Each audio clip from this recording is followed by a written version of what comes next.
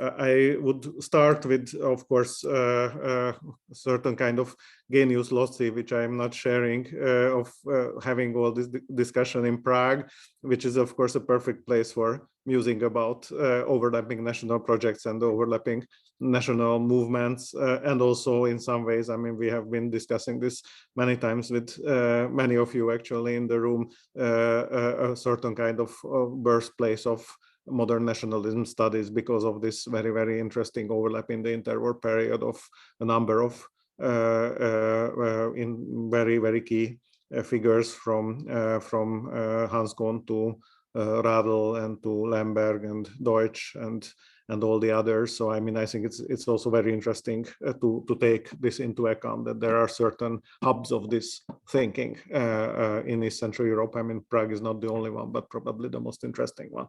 Now, of course, national movements usually and traditionally have been studied mainly in national frameworks. I mean, in a way, this is also due to the implicit or hidden Hegelian understanding of how 19th century national movements imagine themselves as somehow gaining self-consciousness or like regaining self-consciousness. So if nation building is about self-consciousness, then others can barely understand it, obviously. But at the same time, there have been many projects already, but definitely starting in the late 19th century, which were somehow trying to compare national movements and processes of nationalization, so to say. I mean, it's quite obvious that this is somehow connected to the emergence of comparative methods. We have been working quite a lot, and probably some of you saw this anthology that we edited with colleagues Konstantin Jordaki and Peter Apor about the kind of longue durée history of the comparative method and having a special eye on East Central Europe. And there it came out quite nicely how basically there is, of course, a pre-existing tradition of transcultural or transnational comparison, if you want, even going back to the 17th century, so actually before modern nationalism, like the method of comparison is there in proto-social sciences in the 17th century, and then of course gets a very special and very interesting twist in the early 18th century with the Enlightenment. I mean, Montesquieu would be probably the most interesting actor, like traveling and also kind of making empirical research and also trying to put together constitutional developments of different countries and thus creating some sort of analysis of national institutions. I mean, he's not talking about nationalism, of course, but he's talking about national character and nationally specific institutions. But then I think there is one more important twist, and that's somewhere in the second half of the 19th century with the emergence of positivist epistemic projects, which are kind of on the one hand looking at common trajectories, yes, that like after all the positivist vision of history is relatively unilinear, but at the same time you have the kind of contextualizing components like in Hippolyte Tain's understanding milieu, moment, and race, so like the three elements that are somehow structuring and localizing these kind of common developments. I mean, of course, Taine was implicitly comparing Britain and France mainly, and then importing this kind of episteme to East Central Europe and to the Balkans, also Balkan studies. There is an attempt to somehow bring together a vision of relatively uniform development, but at the same time, this kind of, let's say, contextual differences, something that in Marc Bloch's understanding, and then also readers of Marc Bloch in the interwar period are conceptualizing as original characters, caractère originaux, and also this kind of discussion takes place in Balkan studies, very interestingly, already in the late 19th century. So there is some kind of understanding, partially from outside, so like from, let's say, German and French scholars, that there is some sort of similarity and overlap between the nation formation and national development of these societies. I mean, like they are all post-Ottoman, they are kind of they look quite the same. They have some components that are similar, like this whole peasant dominance.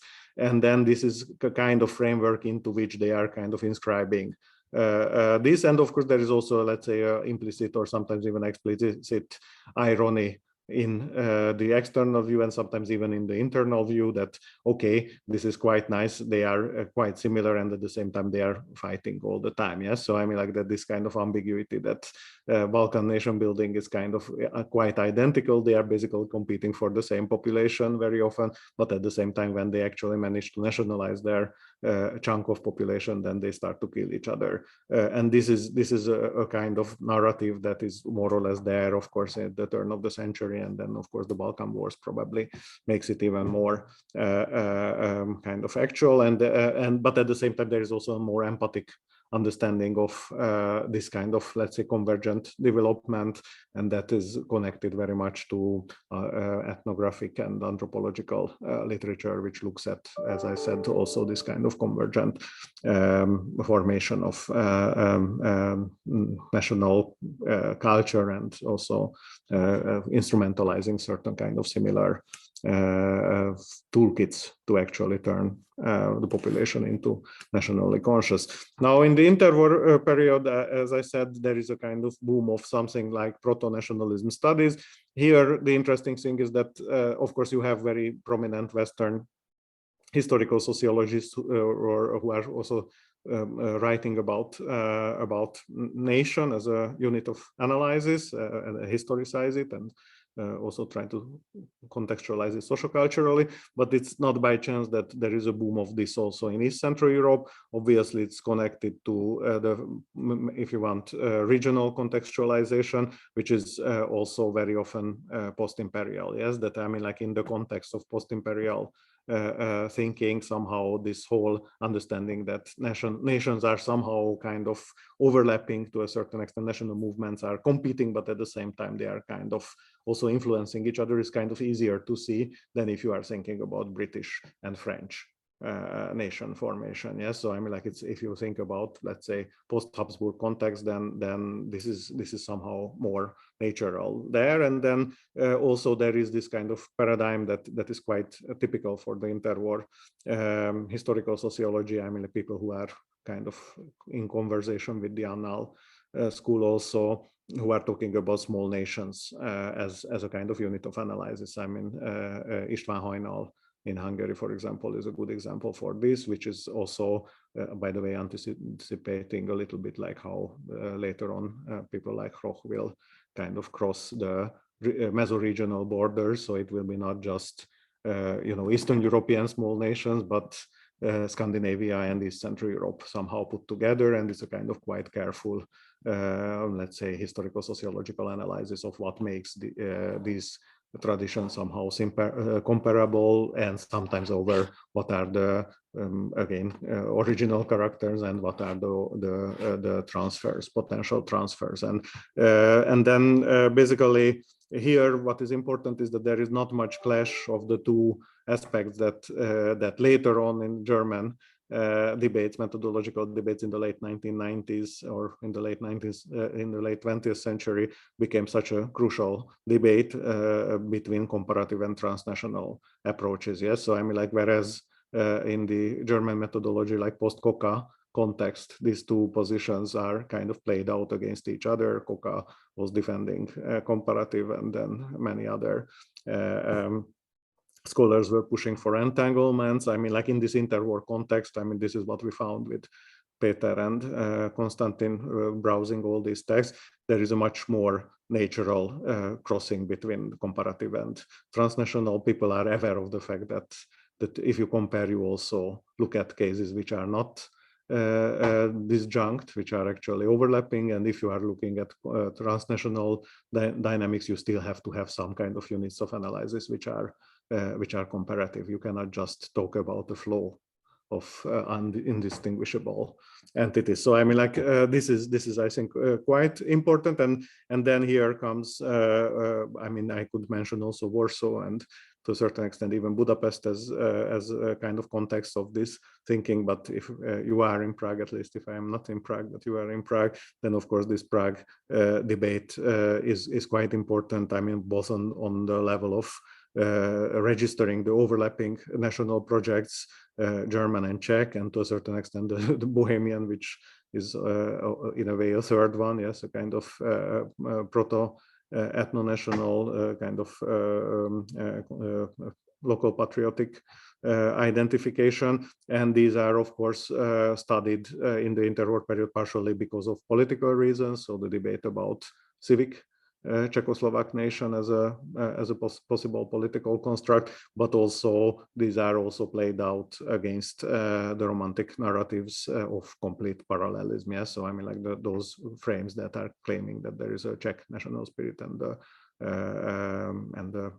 German national spirit, and these are basically incompatible. And of course, all this discussion about these overlaps will have also very interesting and divergent political connotations. I mean, you can have a liberal, conservative liberal, a socialist, but also a kind of radical conservative or even proto-Nazi position from which you can argue for this overlaps and convergences. So I mean, like it's actually quite interesting multiplicity of voices here. I mean, I don't have time to refer to all the people here, but I think you recognize some of these positions, I think.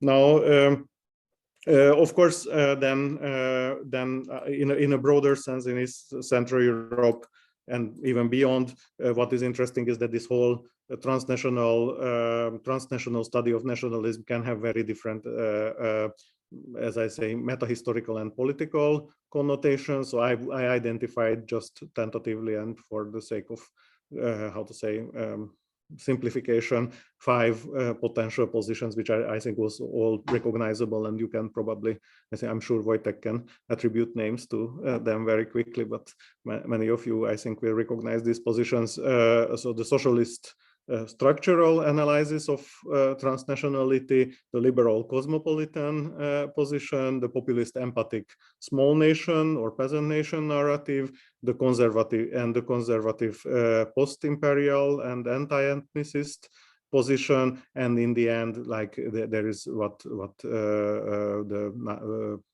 fascist or National Socialist New Europe transnationalism, which is kind of racist, but at the same time, to a certain extent, transnational. And this is interesting, yes, that in the interwar period, and this is what we have found in other projects as well, that you can have the same phenomenon polarized and politicized in different directions. Yes, so I mean, like it's the same. I could mention other ideological streams, like even feminism, which will have the same fragmentation in the interwar period according to different, if you want, metapolitical and meta-historical narratives. Now, if we step out of East Central Europe, then you can find quite similar dynamics also in the Balkan context. There is also conservative Balkanism, socialist Balkanism, liberal Balkanism, even populist Balkanism, and even some sort of fascist or biopolitical radical conservative Balkanism, and these are not just political narratives. I think Diana Mišková was proving very well that there are very strong historical agendas, historiographical agendas behind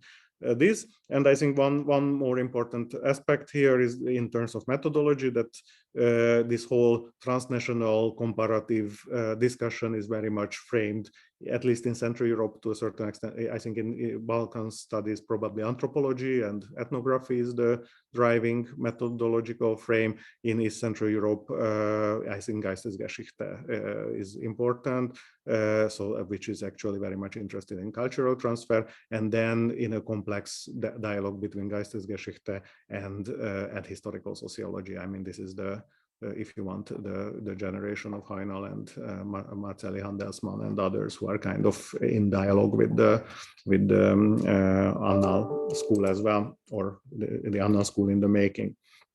Now, after 1945, I think there is a quite obvious, how to say, break in some ways, but there are also continuities in the immediate post-war period. I mean, this is what we also try to describe in our project, and there will be a second volume about the post-1945 debates about comparative and transnational history. I mean, you have this short moment of, on the one hand, of course, radical nationalist purification of the nation with all the expulsions, but at the same time, you have also a short moment of this national pacification projects. There are also this empathic transnational comparative projects. I mean, Mazurek, the Czech history of East Central European historiography is a good example, for example, but also in Hungary, there is a whole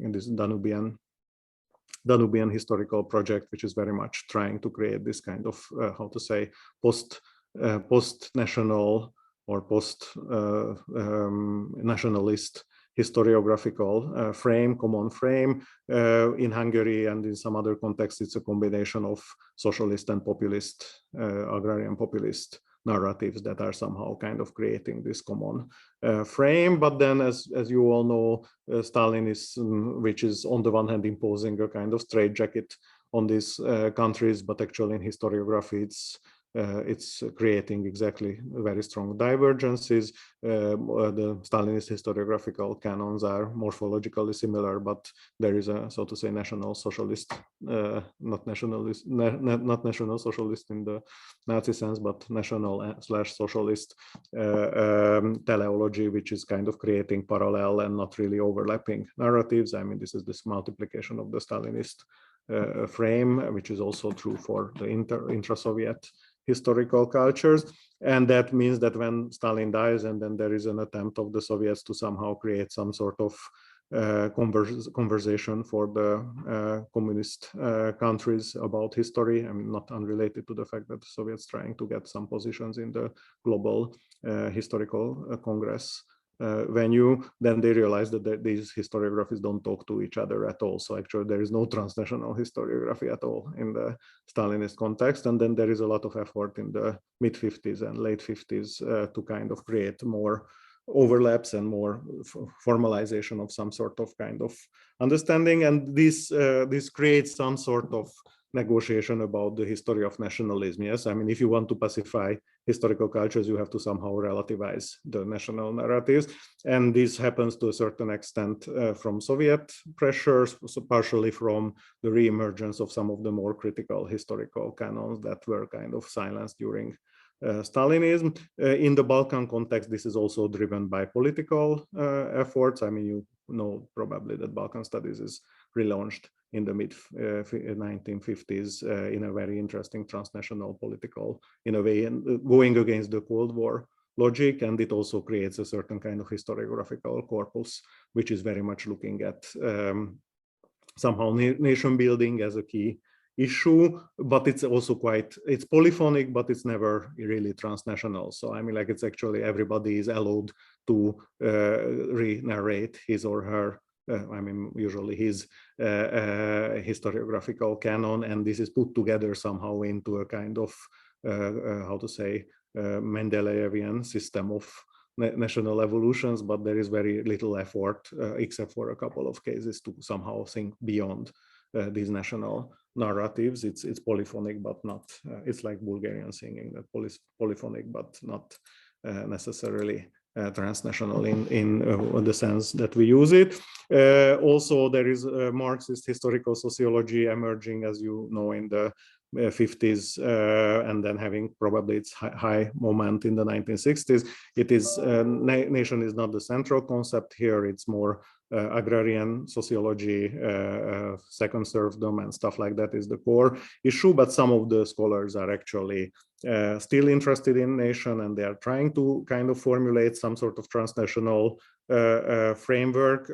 I mean, here the debate about socialist patriotism that is instigated by the Soviets in the late 50s for their own particular reasons is actually contributing to contextualizing the nation as also as a unit of analysis for this kind of Marxist transnational or supranational historiography.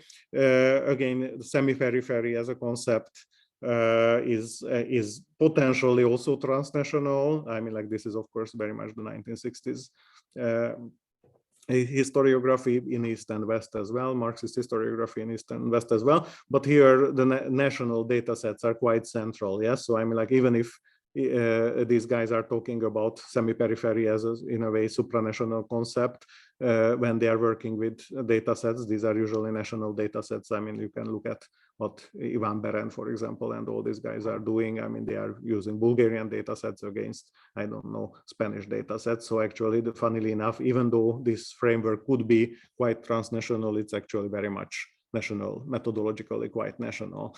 But then there is also the Marxist nationalism studies tradition that emerges in the 1960s. I mean, we can mention, if you are in Prague, at least Miroslav Hroch, of course, but also Emil Niederhauser, who is hailing from Bratislava, but working in Hungary, or Jenő Szűcs, and all of these people were somehow aware of and were writing about the historicity of the nation, and thus comparing national trajectories, at the same time also talking, of course, about the social reality of nations.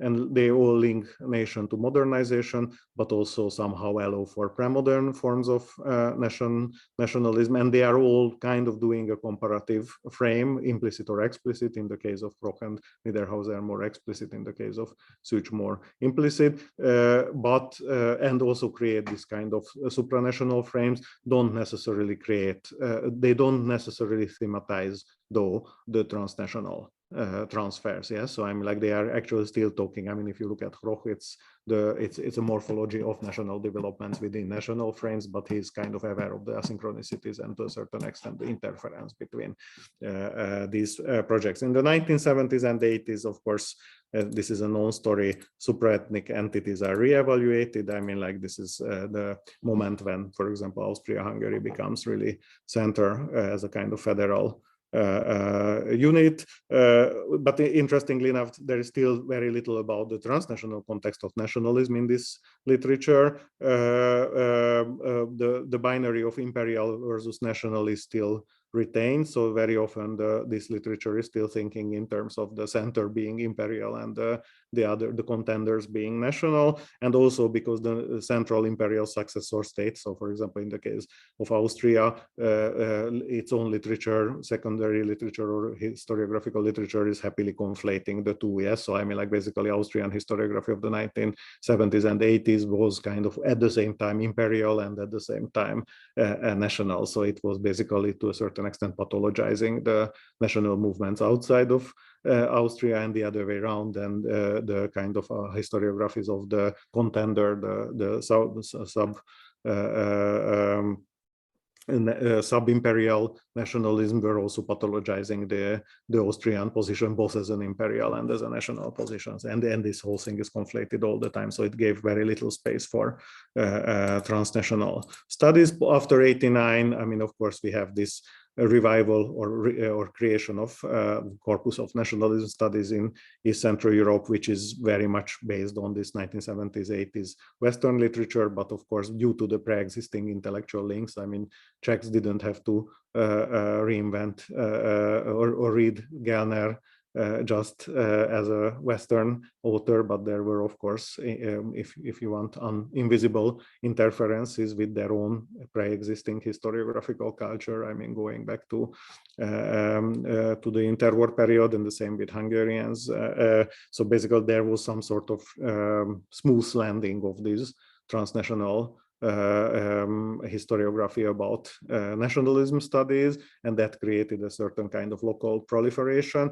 Again, here the main effect, as probably some of you, not the younger ones, but the older ones, remember that in the 1990s, this led to this kind of big boom of deconstructivist literature about nationhood, research about national myths, but these were usually focusing on cognitive similarities, and there was very little research. It's quite striking retrospectively, very little research about, for example, transnational myths. Yeah, so every historiography produced its own book about our national myths, like Myty naše slovenské and all that, but there was very little about the transnational lieu de mémoire or transnational myths.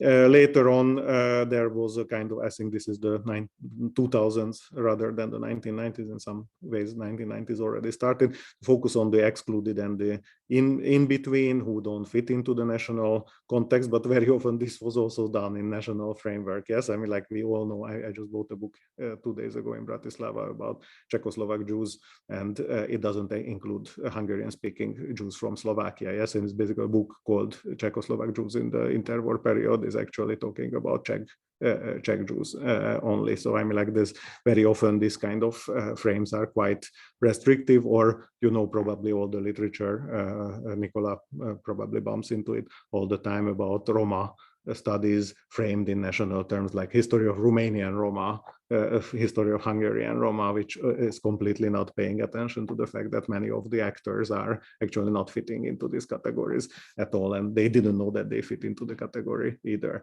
And then, of course, then the 2010s literature, which was putting the emphasis on imperial frame and somehow challenging the nationalization as the only process in town, and paying attention to national ambiguity and common imperial scripts now. And also, I think, again, you have many people in the room who are very much familiar with this discussion, John Paul and others, about the whole question of these successor states as mini empires and all that. Now, I would like to just finish with, I think, 5 points about what I see as relatively new issues, and where this whole transnational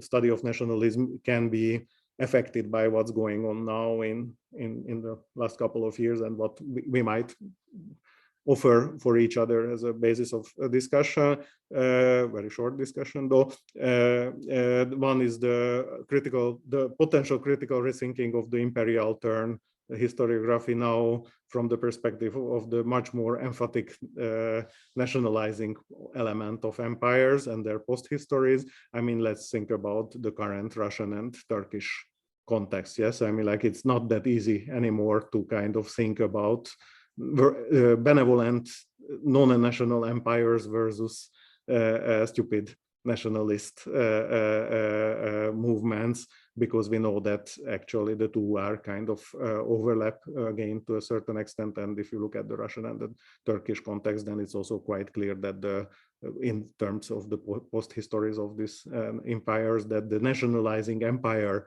element is actually revived in the memory politics. Yes, so I mean, like, it's not the supranational imperial tradition that is surviving, but exactly the nationalizing element. And then it raises very serious questions to what extent these late 19th century projects were really so supra or transnational as they were liked to be in the secondary literature of the last 20 years. Second question, and again, John Paul and Wojtek and many others in the room are, I'm sure, thinking about this all the time. This whole question of regime change and adaptation, how post-war reconfigurations, both post-First World War and post-Second World War configurations of national movements are kind of affecting the national projects, and how you can actually go beyond the national framework as a framework of interpretation. I mean, like, this is also Gábor Egri's project, of course, which many of you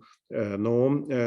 And then the third issue is the non-successful national projects. I see more and more literature about the kind of phantom national projects, like things that didn't make it or could have made it but didn't make it, or also things that look like national projects but they are not national projects, and also urban identities. Yeah, so I mean, when we are kind of creating, if you want, scales in the French historiographical tradition, scales of national or quasi-national or paranational identity on different levels. I mean, for example, my favorite one is now the literature about Fiume. Yes, I mean, like, which is a very interesting case of a certain kind of transnational urban identity, which is actually paying attention to different national projects and actually creates its own strange paranational project, which is also changing depending on whose game they are playing. And then the fourth one is the non-meso-regional transnationality.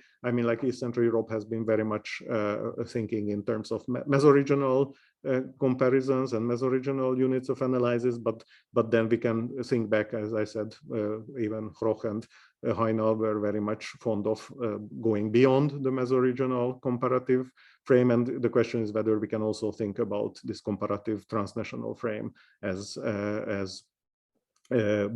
bridging rather than separating these mesoregions. I mean, for example, my favorite, it's an unwritten book, but could be written, and maybe Lucia will write at some point something about this, about, for example, the global Scandinavian or the global Swiss impact in East Central Europe. Yes, I mean, how these agrarian democratic projects are actually written by the local actors in terms of not only their internal East Central European framework, but with an eye on Danish and Swiss and Dutch and Swedish models. Yeah, so I mean, there is a certain kind of transnational aspect of this kind of, for example, agrarian populist projects in the interwar period, and there could be, of course, many other similar examples.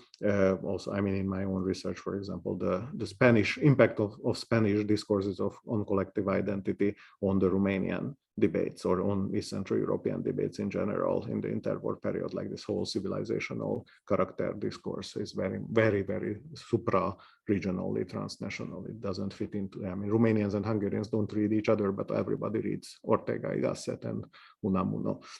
And then the last, and this is, I land with the topic of your conference, hopefully, is the different other levels of, how to say, transness, which are not national. Yes, I mean, race and religion probably are the two most obvious cases. So, I mean, can we somehow use the epistemic framework that has been developed for transnational study of nationalism, and we are actually not focusing on the nation and the national identity, but other supranational or supra ethnic or actually ethnic or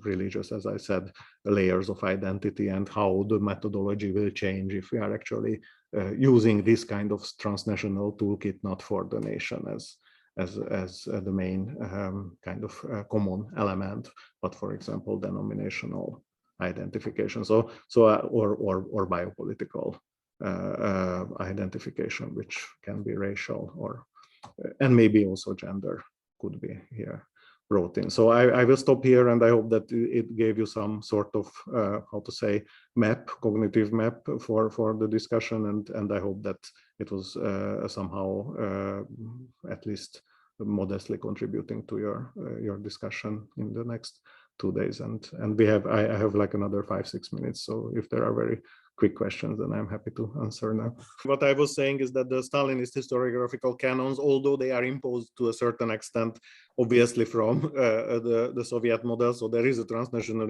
element in it, obviously, but when it comes to the morphology of these national canons, they are actually replicating this script, Stalinist script, and there is a certain kind of internal logic of how it is actually constructed, and they are basically not incorporating much of the transnational embeddedness or transnational interaction between different national canons. So I mean, actually, compared to even the interwar historiographical canons in East Central Europe, the Stalinist ones are much more linear, and actually they are replicating a certain kind of, like national story of kind of regaining consciousness and then getting liberated, having a kind of Stalin-like national heroes. I mean, like, this is something that you can see in the during the wartime with the Soviet cinema, and then all the Salavat Yulayevs and other national heroes constructed by this kind of like proxy Stalin national heroes, like every nationality has its own,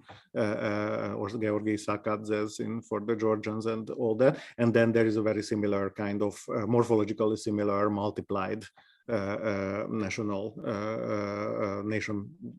narrative in the Stalinist context. And then with the 1990s, what I was trying to argue is that basically all this deconstructivist historiography was very much framed in view of deconstructing the local national master narrative, but then it was usually done if there was any kind of, how to say, implication which was trying to show that these national narratives are similar to other ones, it was more a cognitivist argument. So like if this whole mythology, national mythology argument was usually arguing that basically our mind is wired in a certain way that we are actually creating coherence out of incoherence, and that's why we are kind of creating these myths which have a certain kind of internal logic. But then there was very little attempt to actually pay attention to the overlaps or actually co-creation of these myths between different nationalities. So like my Czech Slovak student who is now working on Cyrillo-Methodian, so like this whole